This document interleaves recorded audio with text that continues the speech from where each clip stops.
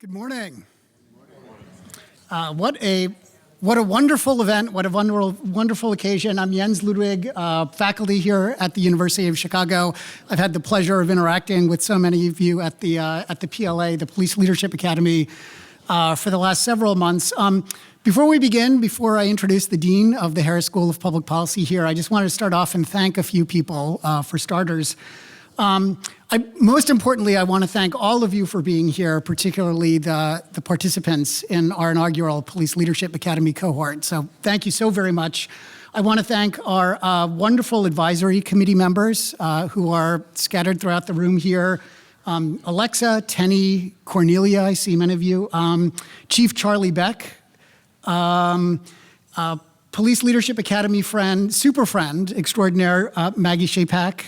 Thank you all. A very special thank you to Joe Neubauer, who I will introduce in more detail in a few minutes, to former NYC Police Commissioner Keechant Sewell, and of course, to our wonderful new Superintendent of the Chicago Police Department, Larry Snelling. Thank you all for being here.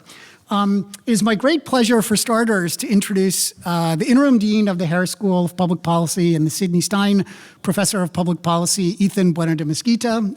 I've had the pleasure of knowing Ethan since we both joined the University of Chicago faculty back in 2007.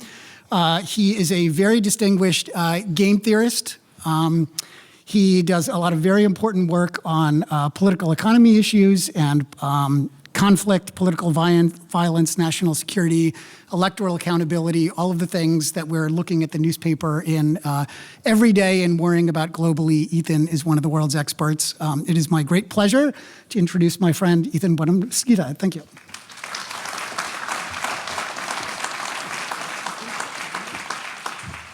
Thanks, Jens.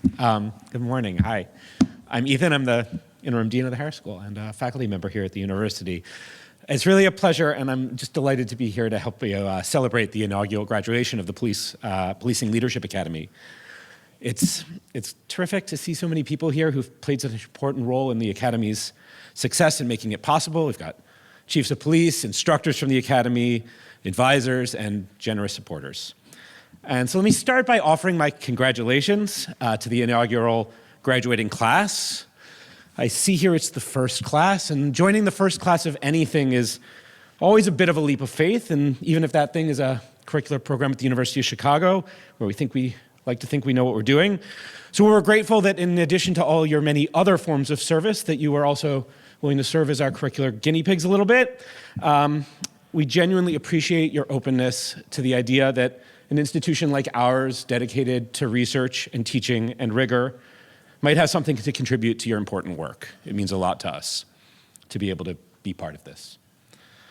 We also recognize that you're extremely busy people with enormous responsibilities both in and to your communities, which combined comprise over 20% of the homicides in the United States. Your willingness to be here and to take the time and energy to participate in the Academy is really a testament to your dedication to excellence and to the importance of what you do. The Harris School and the University of Chicago share a conviction that rigorous research is the most reliable foundation on which to build effective policy. This shapes our fundamental mission at Harris, which is to advance analysis and evidence-based policy through both education and research. And the Policing Leadership Academy is an embodiment of that mission. The PLA, along with the Community Violence Intervention Leadership Academy, together offer a first-of-their-kind programs inspired by Jens's transformative research and put into place by our colleagues at the Crime Lab. It's conceived and executed to train the next generation of policing and community violence leaders across America. The idea of the Academy is to offer research-informed, hands-on learning to equip public safety leaders with the tools and the knowledge that they need to save lives and improve safety. Of course, here at the University of Chicago, we never feel entitled to simply assume that our ideas are going to work. The goal isn't just to feel good about a nice program, but to actually do good. And so, consistent with everything we do at Harris and at Chicago, even as we celebrate this first graduation, the scholars at the Crime Lab are also hard at work rigorously evaluating the PLA to make sure and to check whether it is succeeding in improving public safety in America in the way that we all hope it will. And in this way, we bring together our dual missions of research and teaching for public impact. So today signifies an important step in an ongoing journey that we are all on together to figure out how best to achieve meaningful change in community safety. And you are all an integral part of that journey. I extend my heartfelt congratulations to you. We're grateful for the opportunity that you gave us to let analysis and evidence-based ideas be of service in the cause of public safety. We look forward to continuing to work with you in the future towards our shared vision of a safer and more just society. I wish you all tremendous success and welcome you as the first members of the community of PLA alumni. Congratulations and thanks for being here.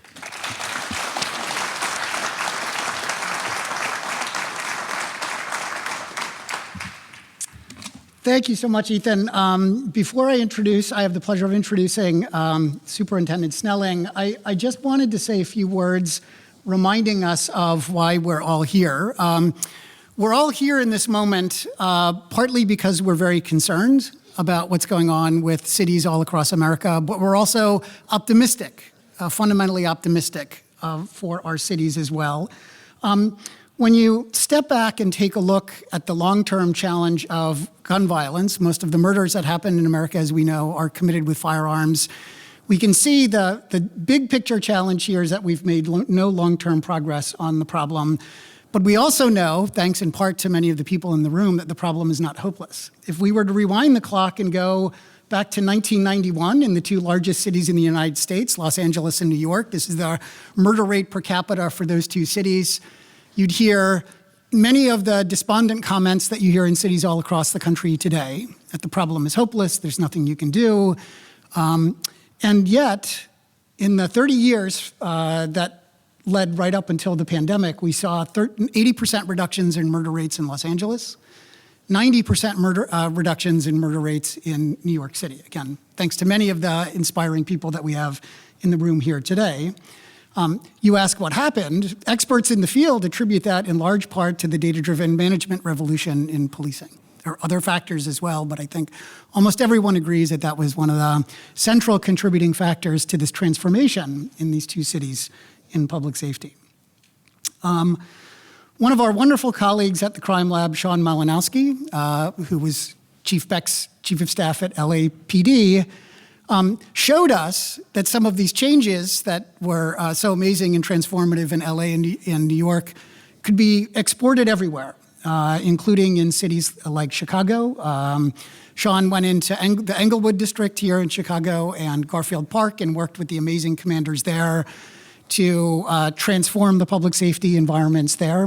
You could see 1 month after Sean and Chief Johnson in District 7 started to work together, newspaper reporters were writing stories saying what is going on in Englewood. We didn't need a fancy data evaluation to know that something had transformed there. And that in many ways is what the Police Leadership Academy is about, is how do we take these best practices, these transformative ideas, and try and scale them to as many places as possible around the country. Our friend Ken Corey likes to describe current leadership training in most police departments around the country as basically being thrown overboard into the water and hoping you can swim.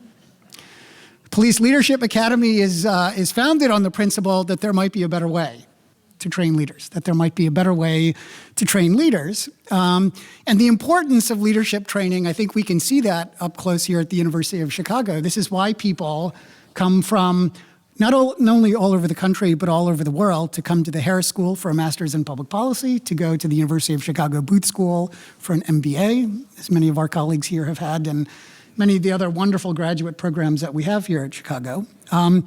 We know that cities across the country are extremely fiscally constrained. We also know that this is not a one-off educational program here at the University of Chicago. This is a world-class education. We know that cities are very fiscally constrained. This is not the sort of thing that cities normally do for their public sector leaders. And so we're enormously grateful that we're able to provide this pro bono to our partners who are doing the hard work on the front lines, thanks to the generous founding gifts of Ken Griffin and Michael Sachs and the generous support of Joe Neubauer. So thank you for making this possible. And most importantly, again, thank you to the participants in this first cohort. As Ethan mentioned, you are drawn from 24 different police departments around the country. You serve cities that together account for 20% of all homicides in the United States. You can see if we together can make public safety better in this set of cities, that is not just making your cities better, but that is moving the needle for the United States as a whole.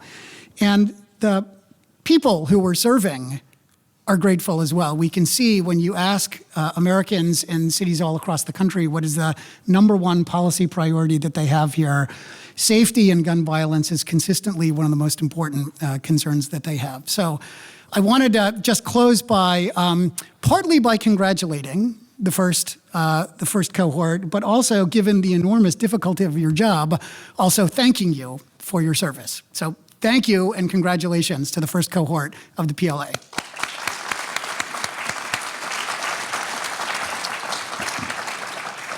And with that, it is my distinct pleasure to introduce Chicago Police Department Superintendent Larry Snelling. He was raised here on the south side of Chicago. He's been a long-time public servant in the police department in many different roles and capacities, including redesigning the Chicago Police Department's current force training model around national best practices and constitutional policing. He served as chief of the department's Bureau of Counterterrorism. Maybe most relevant and important for present purposes, he's made important contributions to the PLA curriculum, for which we are enormously grateful. And he served as an instructor, as you all remember, in our first week in May. We're enormously grateful for your contributions to the PLA and to the city of Chicago. He received his bachelor's degree from DePaul University on the north side here. My great pleasure to introduce Superintendent Snelling.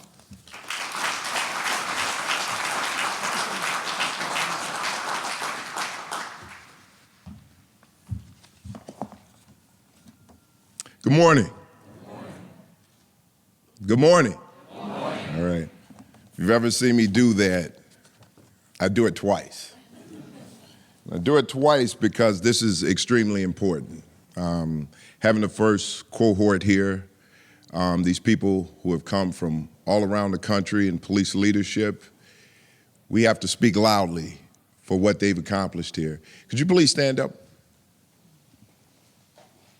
I just want to give you a hand myself for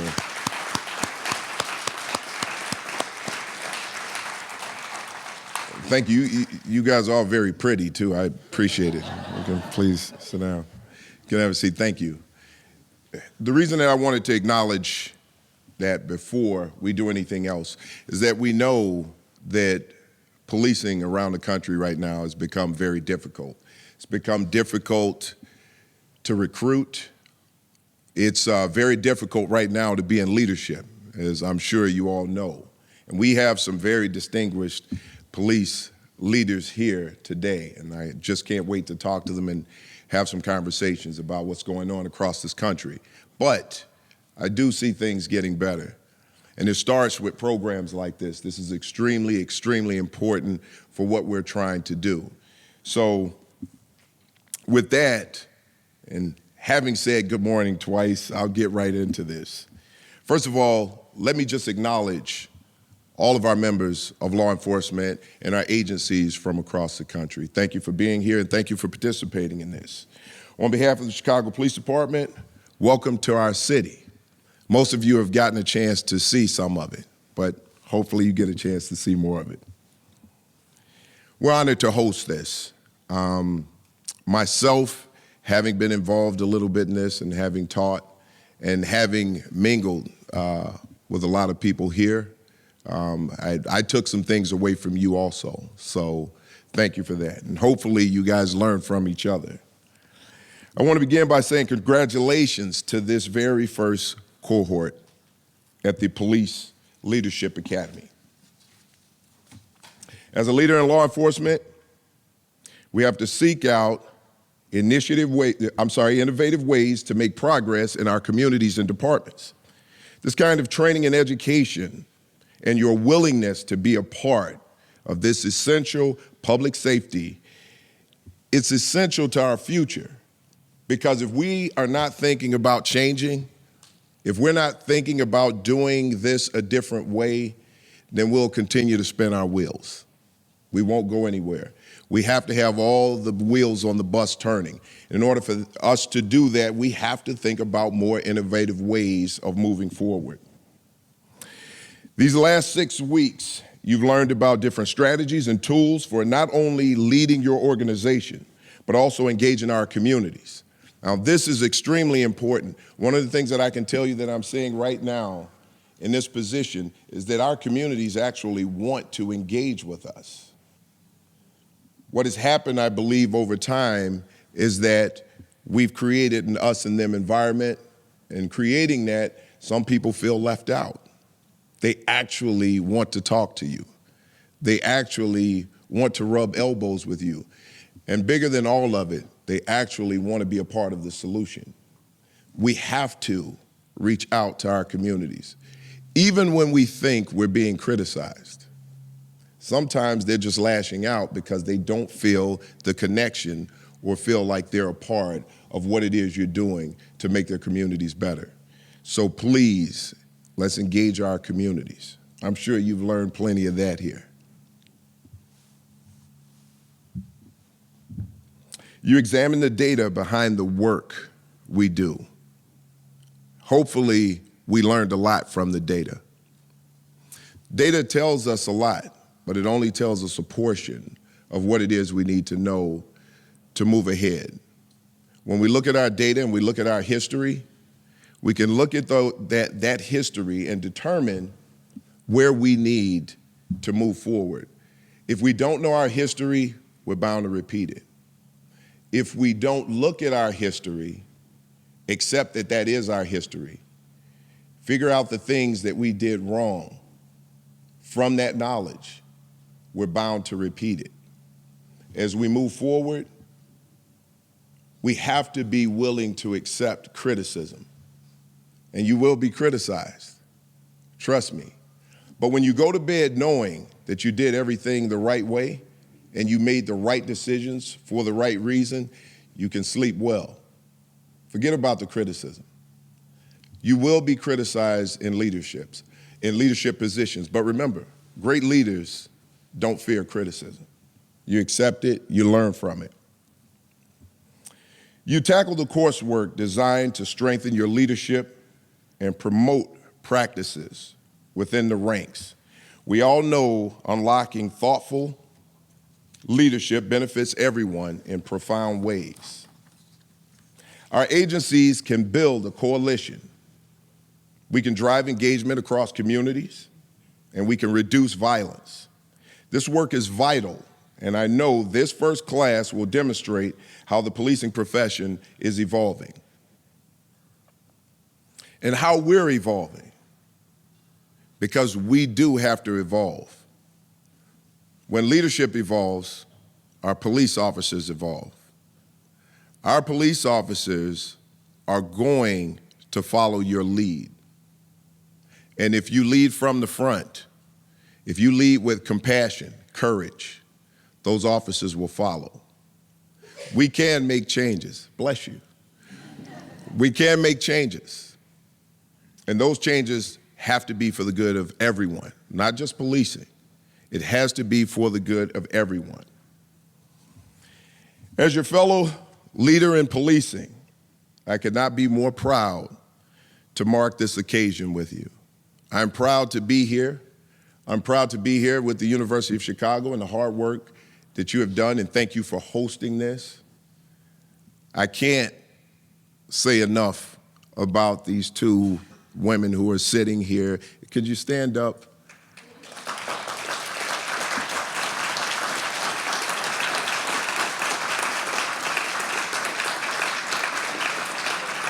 Now, Dr. Luann Pinnell and Sandy Jo MacArthur, I like to say they hounded me. Where's your curriculum? They made sure that I was on top of it. They still yelled at me. Even when I showed up, they yelled at me. But I can say this, they have great, great, great passion for what they're doing. They believed in what they were doing, and every day when they were in there teaching you guys, it just goes to show who they are. If you don't believe the message that you're delivering, then the message is useless. You have to believe in what you're saying. So when you talk to your officers and when you take back the information that you got here, when you take it back, believe in it, because they can tell when you don't. If you believe it, you can get them to believe it. It's going to take a little time. It's not going to happen overnight. But I guarantee you this, if you follow what you've learned here, what you've learned from each other, and stick with each other, have a phone tree, be able to reach out to each other. You can reach out to me. There are other great police leaders in this room. Reach out. And I guarantee you we can move forward. So I'll say this in closing. I am extremely, extremely optimistic after watching everyone here go through this course of the direction that we're going in policing right now.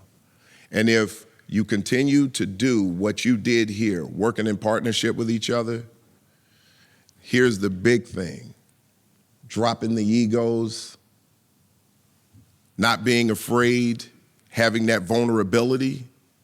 That's when we truly learn. That's truly courageous. So I saw a lot of courage here. Continue to be courageous, continue to do great things, and let's get policing in our communities on track. Thank you.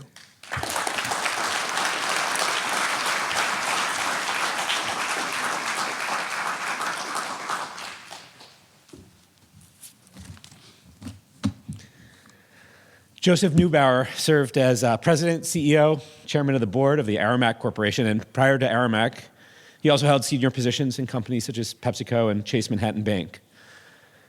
Joe also has deep roots at the University of Chicago, where he received his MBA and later served as an absolutely visionary chair of the university's Board of Trustees. He also made a very generous gift to the Policing Leadership Academy, and we're deeply grateful for his support. Please join me in welcoming him.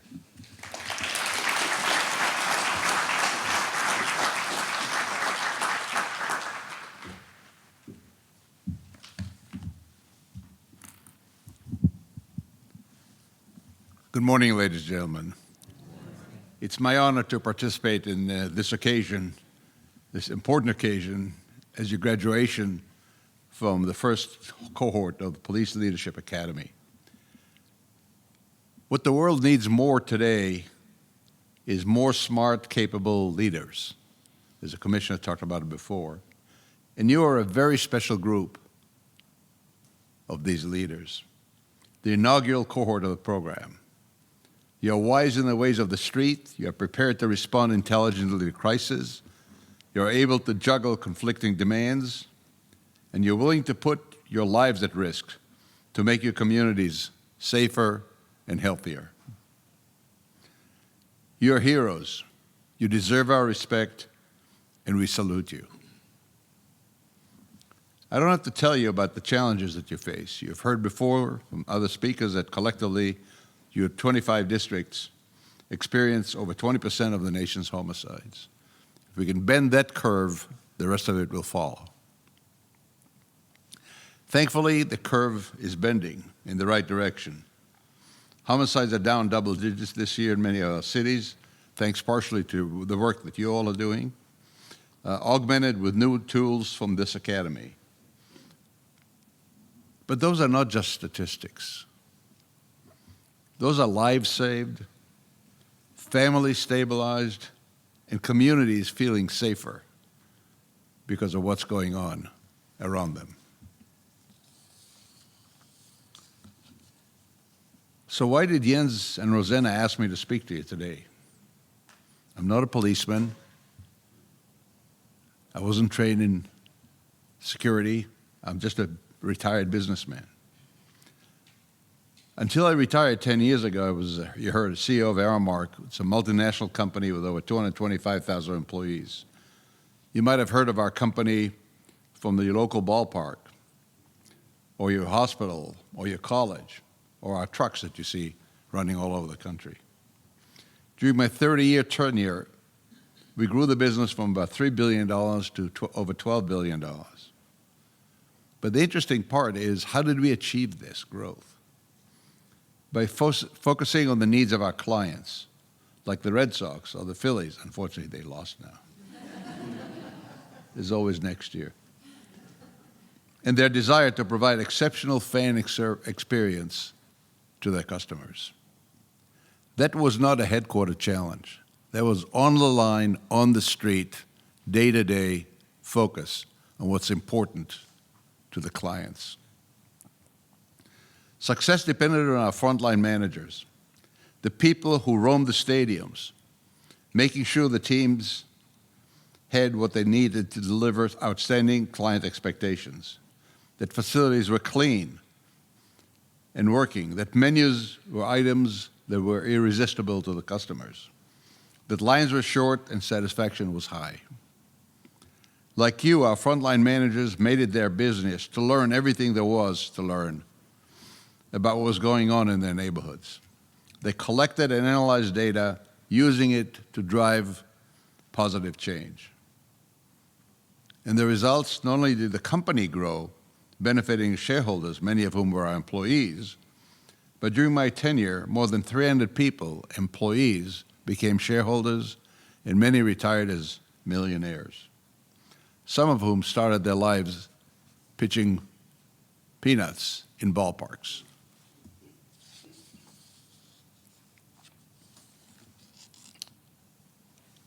I'm an immigrant and a son of Holocaust survivors, so I never took the U.S. citizenship for granted. So when I retired, I was eager to apply my life experience toward solving my community's problem. I started out thinking about how to improve Philadelphia schools. It's a wonderful story that my wife tells better than I. I terrified her one night, poking her in the ribs and shouting. She was startled. She said, "You're having a heart attack? What's going on with you?" I said, "No, no, no." I said, "It's a service delivery problem." I said, "Go back to sleep. We'll talk about it in the morning." That aha moment that night, I realized that individual principals are like Aramark frontline managers, in charge of the local enterprise called a school, and no headquarters was going to help them out if the school bus broke down, if teachers didn't show up for work, or heaven forbid, if a gunman showed up in their school. Most principals are ambitious teachers who have been promoted, but teachers are trained in pedagogy. They have not been trained how to manage people. If our foundation was focused on improving leadership skills in the principals, we can affect the entire school populations of Philadelphia fairly quickly. Principals could coach their teachers better and inspire them to help students learn faster. They could entice community partners to invest in their neighborhood schools. And our goal was to raise high school graduation rates by 10% over the next 10 years. There are roughly over 200,000 students in the city of Philadelphia, there are over 20,000 teachers, but only 350 principals. That's the leverage point that we focused on.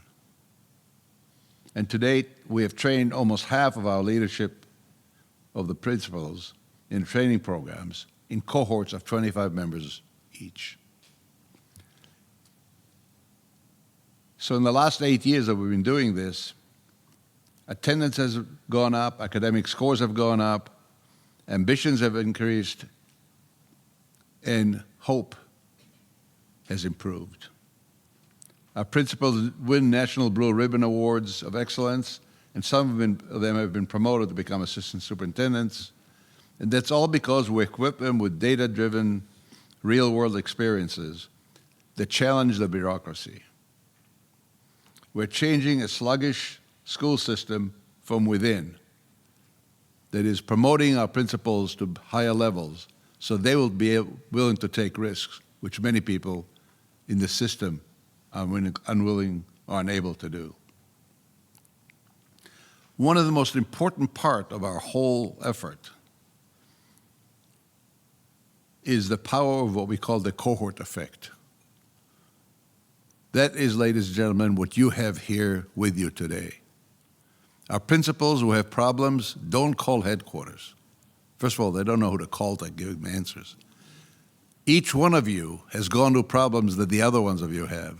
By the way, our training is not just for public school teachers. When we started out, we looked at the recipients of education, which are the parents and the children, and we said we are not going to differentiate between public, charter, or faith-based schools. We did it for all the children, all the schools. And it's amazing to me how people who were in the public sector for the first time met principals in the charter sector and said, well, you have the same problems I do. Of course they do. So the cohort effect is a very important part, and frankly, we missed that at the beginning.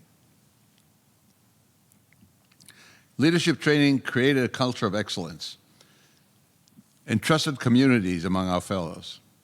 They insist that the culture of trust is what helps them the most in times of change. They should sound familiar to you because that's similar to what you do. And you take your peers to be your confidants and your advisors. And they'll gladly help you if you have shared intense experiences. So that's schools. So how do we come to policing? In 2018, Philadelphia shootings, just like every place in the country, were on the rise. Data confirmed that the stories we heard from our young people and the community leaders, they were especially concerned about the safety of the schools. If you don't have safety in the schools, parents are reluctant to send their kids to come to schools. And if children miss more than 5% of school days, they have trouble making the grade for whatever class they're in. At the time, I was serving, as you heard, as chairman of the board of the University of Chicago, and I was aware of the crime lab's work.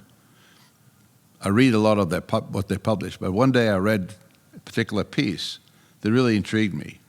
They were using data and new technology to reduce shooting, identify the suspect faster, streaming real-time data to front lines, reducing harm, providing justice. And I thought to myself, well, if they're doing it in Chicago, why can't we do that in Philadelphia? So I had to call the president of the university at the time, Bob Zimmers, a good friend of mine, to ask permission for Yen's time. And he said, well, I don't give it to anybody but your chairman, so I'll help you out. And I invited the Philadelphia Police Department leadership to come to our family offices to have discussion. As we worked through the details of the work, we came across something that really shocked me. To send real-time data on the line as you work, you need a complicated device, right? You need one of these. A 21st century cell phone. So let me ask you a question. How many of you have departments that have not issued cell phones to every member of the department? Well, I'm glad to see that we have some friends who are facing the same challenges. I was shocked. I was shocked that a city as large as Philadelphia in the 21st century did not issue cell phones to its men and women on the street overall. Neither did Philadelphia at the time. Converting to cell phones to radios required significant funding and patient work with the city's technology department, which controlled the system. In 2019, it did not exist. Neither condition existed. So our foundation conceived of a plan. We intended to demonstrate how much crime could be reduced and how much community trust could be increased. We needed both parts. By funding a cell phone prototype in 3 high-violence districts in Philadelphia. Most of you have heard of Kensington. That's one of our not-so-good areas, opioid center. And We hope that collecting data, measuring the results, would help us win support from City Council and the Mayor to roll out the system to everybody. It was about a $10 million investment for everybody at the time. Unfortunately, then the calendar rolled forward. The year was 2020, the year of COVID, George Floyd, ugly partisan politics, and no profession was more criticized that year than policing. So by June, I was wondering whether this was the right time to really invest in police work at the time. So I called a trusted advisor, Charles Ramsey, who I'm sure a name familiar to all of you. I've known him for 20 years, since his days as commissioner in Washington. Ramsey helped design the educational program for new police recruits to go to the U.S. Holocaust Memorial Museum in Washington, which my father-in-law was the chairman of, and to show the recruits that role of law enforcement is really to protect the population, including from illegal outreach of outrageous officials. And we learned how important that was January 6th last year. I'll never forget that conversation. Ramsey said to me in 2020, said, "Joe, now is the most important time for you to demonstrate a commitment to help the police department in Philadelphia." So we did.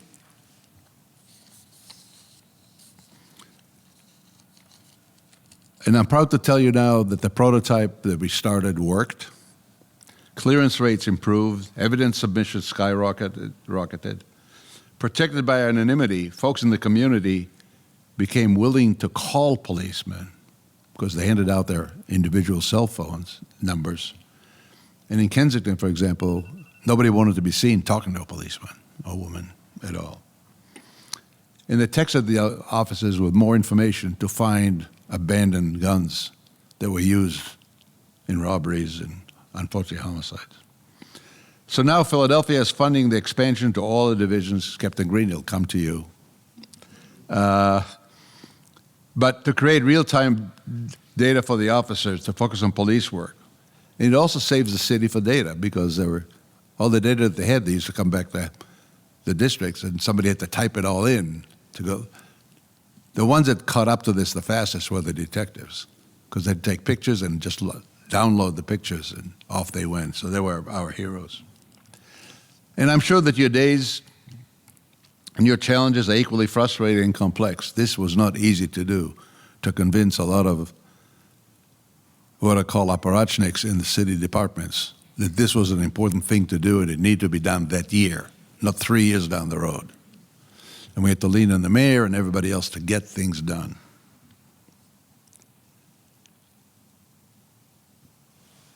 So I also believe in a saying that I attribute to Lyndon Johnson. Somebody asked Lyndon Johnson what his reason for success as a politician and everything else is.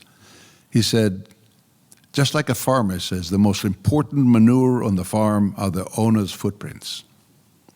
And I believe that's true for principals, and I believe that's true for police officers too, at any rank. You heard yesterday from one of the presentations that just walking the beat, being there for the people, creates trust between the police department and the citizenship.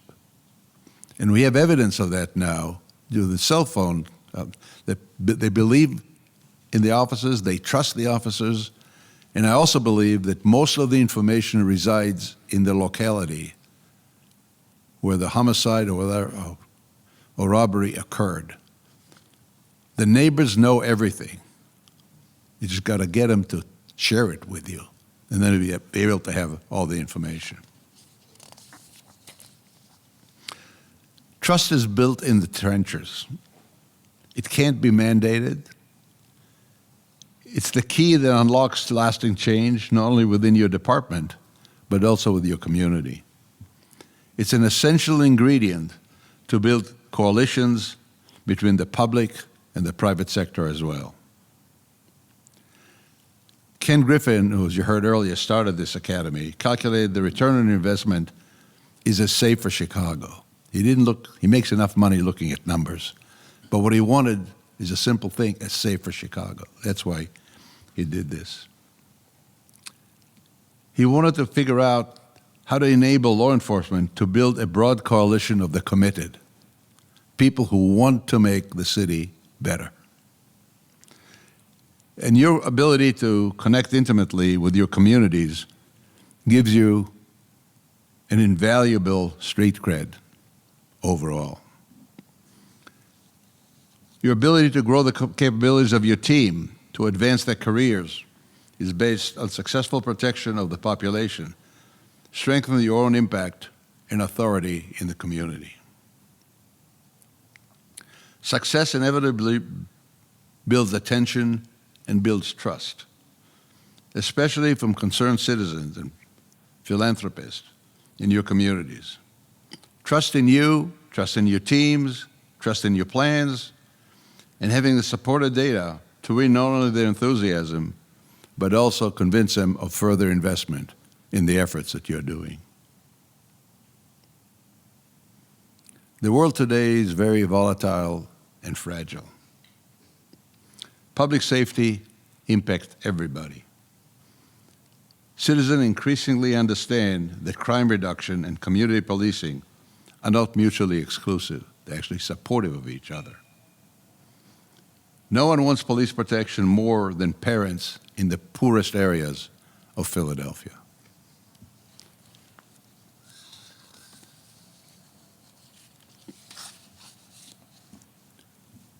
Fortunately, you are delegated with a difficult task to make it all work together, to raise public confidence in your vision, in your strategies, and in your progress.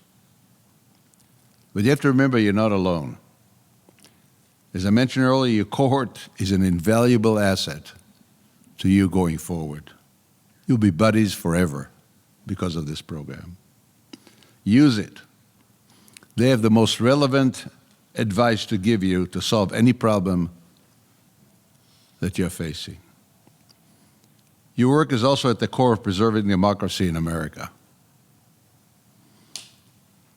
I want to personally thank you for your commitment to progress each and every day. I know it's difficult, and some days are better than others. But the community has faith in you, and I know you can do the job. If the last 2 days are any indication, I will not be surprised to see several of you leading departments in short order. Congratulations on the inaugural cohort of the University of Chicago's Policing Leadership Academy. Our nation will surely benefit from your dedication, your resilience, and your creativity. Good luck, and have a safe day.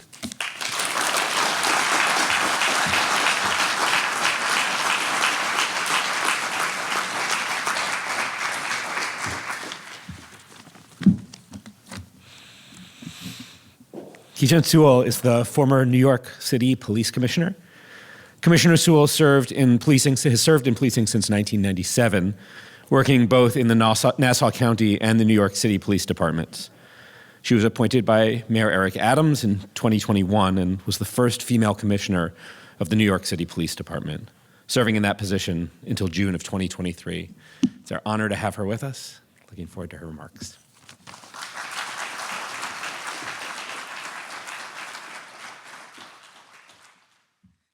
Good morning, and congratulations to you all. I want to acknowledge and thank Executive Director Rosanna Ander, Professor Jens Ludwig, the staff, donors, committees, who all share in this vision for this exceptional program, and for providing me the opportunity to address you all today. It is my firm belief that we cannot complain that life is short if we do not make good use of the time that we have. This business of policing has had a particularly rough time of late. The collective aftermath of traumatic stress, the past few years of illness, tragedy, and unrest continues to cast a shadow and makes infinitely harder the work we send our officers to do. But it also provides a parallel need to reflect, a different moment of pause to take the temperature of the time we are in. It is one of broken rules and social contracts, reduced recruitment and lowered morale, simultaneously providing the opportunity to move this profession due north. You here have chosen to make good use of your seasons of service. You have decided to drive toward and vault the challenges of policing to address the conflict in our communities and the dispirited among our ranks, with the lamps and microscopes of scrutiny getting hotter and closer every day. Yet you have committed to not just participate, but to accelerate and to propel this mission, this calling, this tremendous responsibility of policing forward toward excellence. But it requires that you tow the heavy weight of criticism and the widespread apprehension of the police. You have dedicated the good use of your time to nurture, shape, and forge the guardians and policies of tomorrow.